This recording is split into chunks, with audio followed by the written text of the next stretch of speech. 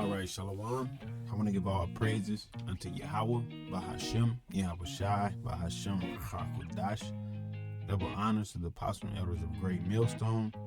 Blessings unto the elect of YAHAWASHI, which consists of the Negroes, Latinos, and Native Americans.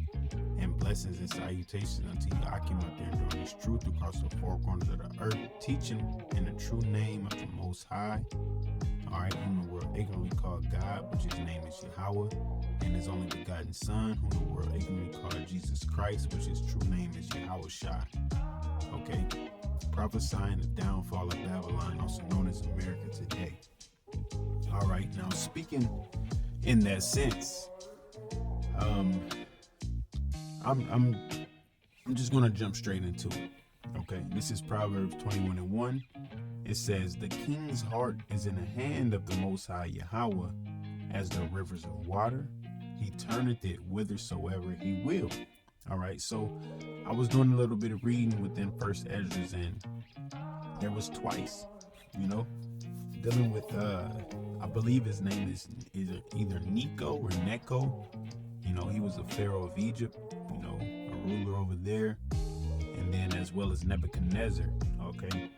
And both of them pretty much was sanctioned or anointed, if you will, which anointed meaning chosen. Okay, it speaks about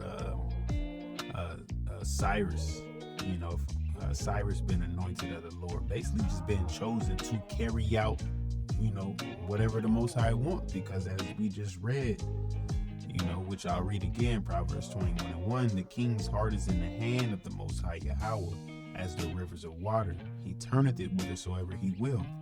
So it doesn't matter who's ruling upon earth, the Most High set them up. As he said, I believe 2 Samuel 2:16. If I'm not mistaken, I'll check it and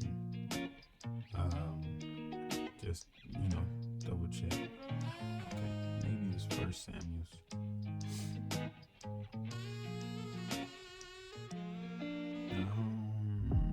Let me see.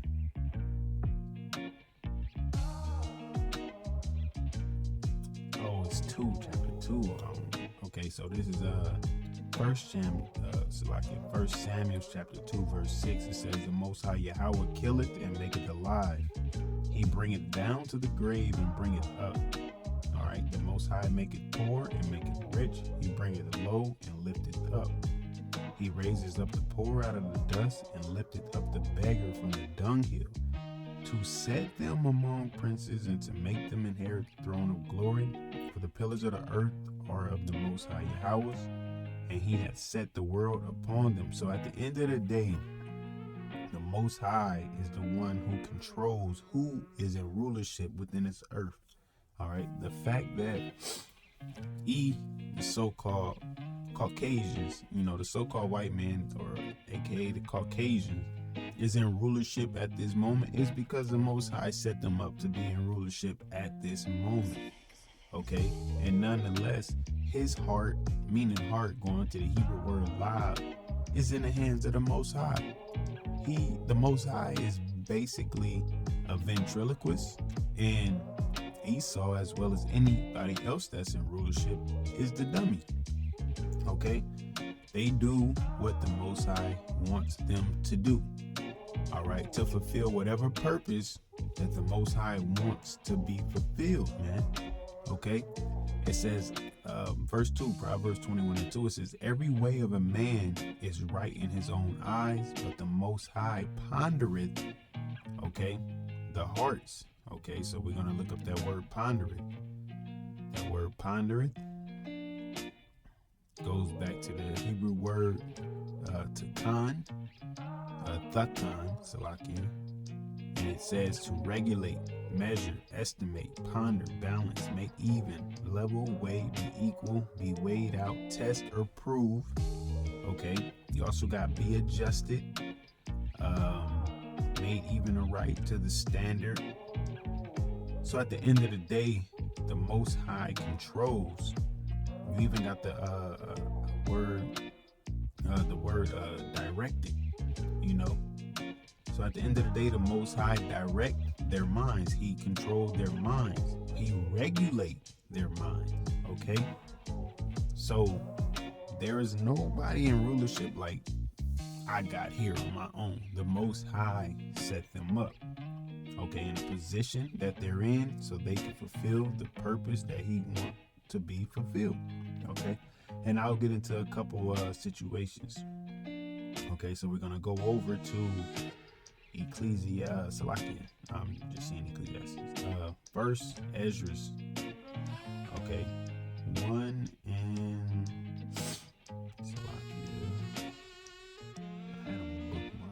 okay, 1 and 25, all right? So, reading up to this point, it speaks about Josiah, who was a king, okay, within, Jerusalem. I'll say Jerusalem because at this time, the kingdom was split, all right? He was a king over there, and they pretty much give a rundown on how he kept a beautiful Passover, all right? But then after that, this is First Esdras 1 and 25. It says, now after all these acts of Josiah, it came to pass that Pharaoh, the king of Egypt, came to raise war at Carchemish upon Euphrates, and Josiah went out against him. But the king of Egypt sent to him, saying, what have I to do with thee, O king of Judea? I am not sent out from the Most High power. He's telling him, the Most High sent him against thee, for my war is upon Euphrates. And now the Lord is with me. Yeah, the Lord is with me, hasting me, and the Lord is with me, hasting me forward. Depart from me and be not against the Lord. So he's telling him, look, so whatever happened with Pharaoh, I don't know, the proper pronunciation of his name, if it's Nico or Neko. We'll just say the Pharaoh of Egypt for now. The Lord was dealing with him and wanted him to go up to go to war. And he's like, yo, chill. Like, the Lord sent me to do this. For whatever reason, that's what the Lord sent him to do. And he's telling Josiah, don't come against the Lord. Okay, he said, for the Lord is with me. Right?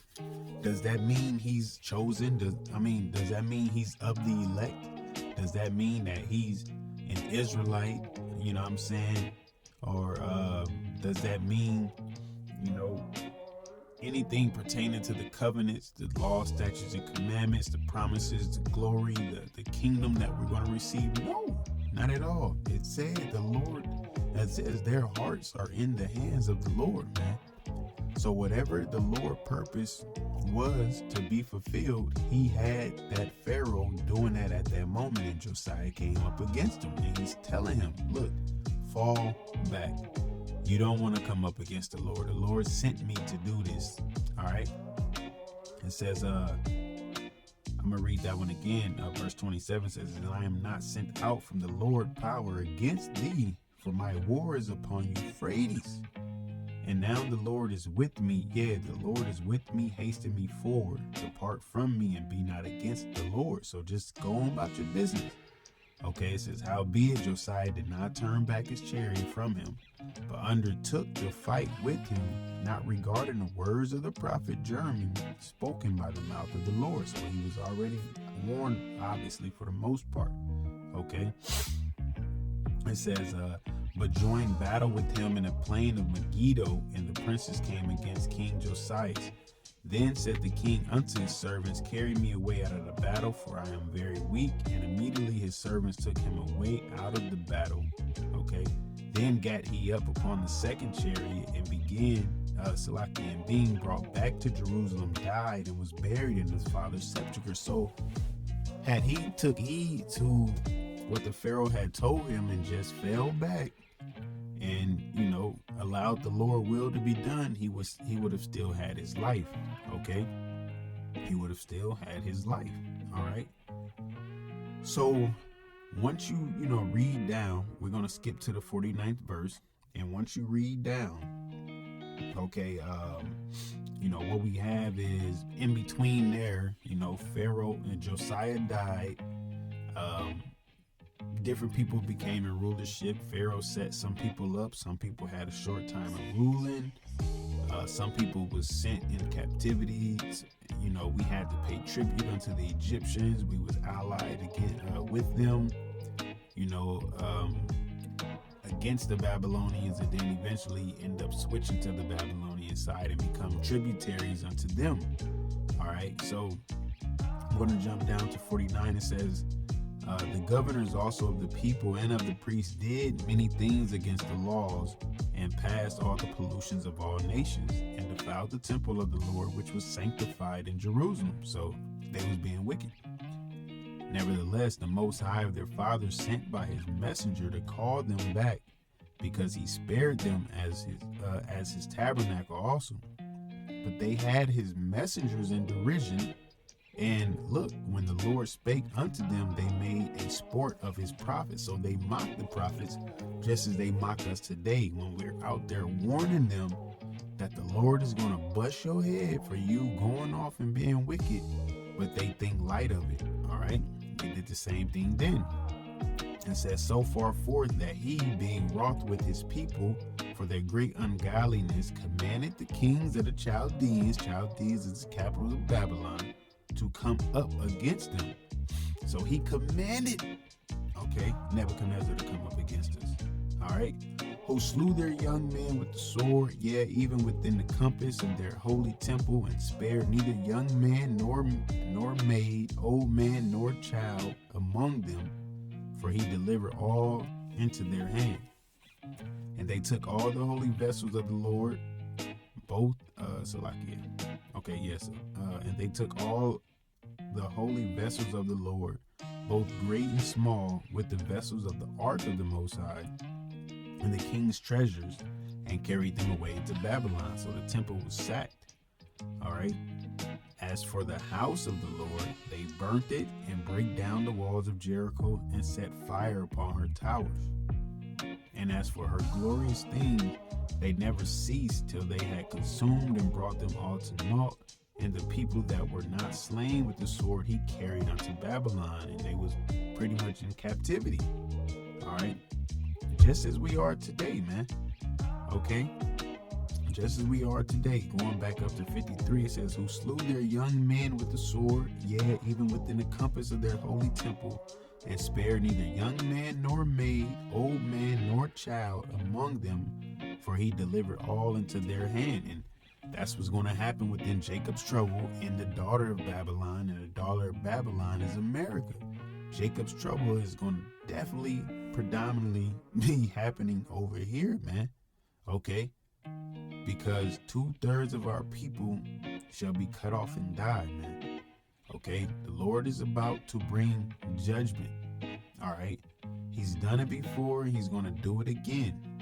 The king's heart is in the hands of Yahawah, BAHASHAM, YAHAWASHI, man. All right, going to verse 57, it says, I'm going to go to 56 again. It says, and as for her glorious things, they never ceased till they had consumed and brought them all to naught.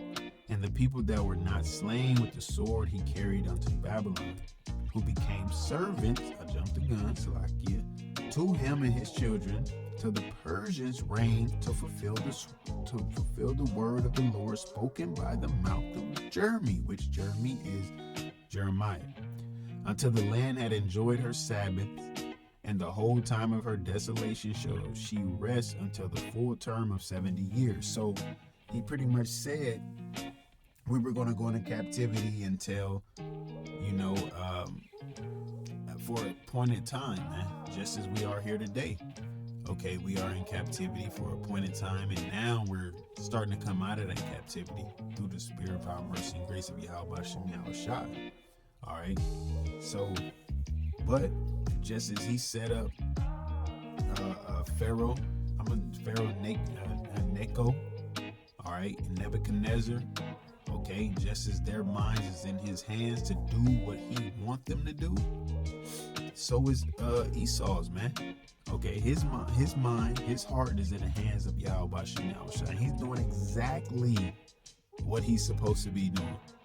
So keep up the good work. You're doing exactly what the Most High YAHAWASHI wants you to do, because he controls all. It's his purpose. It's his will. Okay, when you're laying upon your bed, he put the instructions that you're going to do and fulfill and play out, man. Each and every one of us. Okay? So, yeah, with that, man, just be mindful. All we can do is follow YAHAWASHI. Just follow him, because here it is. He had given Israel into the hands of Nebuchadnezzar and his kingdom, his soldiers. He's going to do the same thing now, except for he's going to protect his elect. All right. But a lot of our people are going to die, man, to be frank about it. All right. A lot of our people are going to die. Okay. Because you're doing the same shit you was doing in the wilderness, doing the same shit y'all was doing in these other kingdoms in the book of Judges, and y'all just continuing in y'all wickedness, man. So the Lord is going to bring judgment. It's written. All right. Bring judgment to the 2/3, deliver the elect, and then New Jerusalem come, man. Been joint heirs with our big brother Yahawashi, whom we're ignorantly called Jesus Christ. That is what's coming to the near future. All right.